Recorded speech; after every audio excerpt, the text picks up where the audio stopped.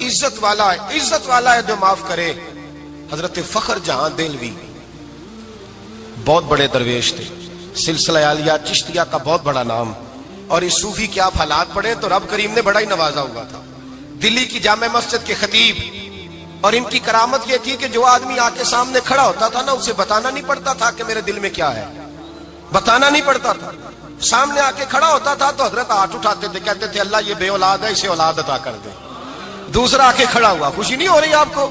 دوسرا آدمی کھڑا ہوا، دوسرا آدمی، اس نے آ کے کہا دعا کے لیے سامنے کھڑا ہوا تو حضرت کہنے لگے اے اللہ بیمار ہے۔ وہ کہتا میرے دل میں بات تھی، مجھے بتانی نہیں پڑی۔ اتقوا فراست المؤمن فانه ينظر بنور اللہ، نبی پاک نے فرمایا مومن کی فراست قلبی سے ڈرا کرو، وہ تو اللہ کے نور سے دیکھتا ہے، نور الہی سے۔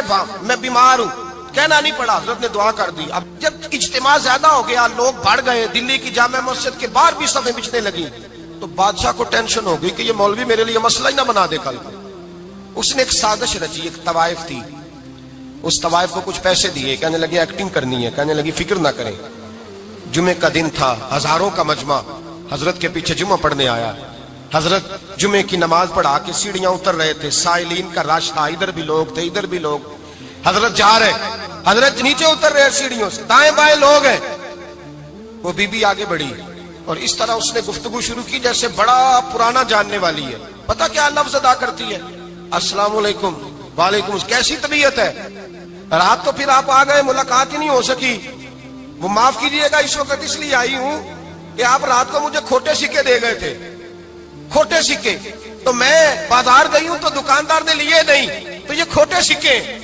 وہ جو دائیں بائیں لوگ تھے نا، مد و جزر ہونے لگا، جو پیار میں کچے تھے وہ تڑپنے لگے کہ ہمارا پیر رات کو کہاں ہوتا ہے، ہم نے تو کبھی پوچھا ہی نہیں، ہم تو سمجھتے ہیں حجرے میں ہوتا ہے، یہ رات کو کہاں ہوتا ہے، کہاں ہوتا ہے رات کو؟ جنہ اندر عشق سمایا اونا نہیں پاج جانا۔ سارے ایسے نہیں ہوتے، جنہ اندر عشق سمایا اونا نہیں پاج جانا، پاویں سونے ملن ہزارہ آسانی یار بٹونا۔ کچھ تو کھڑے تھے، کہنے لگے جو مرضی بھی ہو جائے، جو ہم نے دیکھا وہ دیکھ ہی کوئی نہیں سکتا، کوئی جو مرضی، کچھ مد و جزر کا شکار ہے۔ حالات بدلنے لگے، اب وہ بی بی اس طرح گفتگو کر رہی ہے جیسے بڑی پرانی جاننے والی ہے۔ کہنے لگی کھوٹے سکے دے گئے تھے، دکاندار نے لیے نہیں۔ حضرت کے چہرے پہ کوئی شکن نہیں آیا، آپ نے اپنا ہاتھ اٹھایا، جیب میں ڈالا، الٹا ہاتھ، پیسے نکالے اور سیدھا ہاتھ اس بی بی کے سر پہ رکھا۔ کہنے لگے بیٹی فکر والی بات کوئی نہیں، تم مجھ سے اصلی سکے لے جا، جا اصلی سکے لے جا، تیرا کام ہو جائے، اور فکر نہ کرنا، پھر بھی ضرورت پڑے نا تو آ جانا، میں اصلی سکے دے دوں گا۔ یہ لفظ کہہ کے حضرت نیچے اترے تو وہ دوڑی ہوئی آئی، پلٹ کے آئی، پیروں میں بیٹھی، کہنے لگی بابا تو کس مٹی کا بنا ہے، کس نور سے تیری تخلیق ہوئی ہے، کس حسین مزاج کا تو مالک ہے؟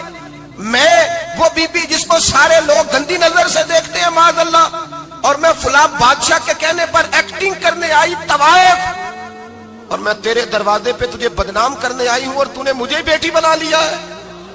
آج تک کسی نے بیٹی نہیں کہا اور تو نے میرے سر پہ ہاتھ رکھ کے کہا بیٹی۔ یہ لفظ کہے قدموں میں گری، اٹھ کے حضرت نے سر پہ پھر ہاتھ پھیرا، اٹھی، آنسو پونچھے، نقاب اوڑا، کہنے لگی اب میں دلی والوں کو بتاؤں گی کہ فخر جہاں کی بیٹی کس طرح کی ہوا کرتی ہے، اب بتاؤں گی فخر جہاں کی بیٹی کس طرح کی ہوتی ہے۔ فرمایا میرا مکان اب کسی طوائف کا کوٹھا نہیں رہے گا، میں اسے مسجد بناؤں گی، اب قیامت تک وہاں سے یا درود پڑھا جائے گا یا محمد عربی کے نام کی اذانیں پڑھی جائیں گی۔ یہ عزت ہے، یہ وقار ہے۔ بھائی آپ کسی کو معاف کر کے تو عزت لے سکتے ہیں، یہ بھی تو ہو سکتا تھا نا پکڑ لو اس کو، یہ تمہارے پیر پہ الزام لگانے آئی ہے، پکڑو مارو، یہ بھی کام ہو سکتا تھا، لیکن حضرت نے معاف کیا۔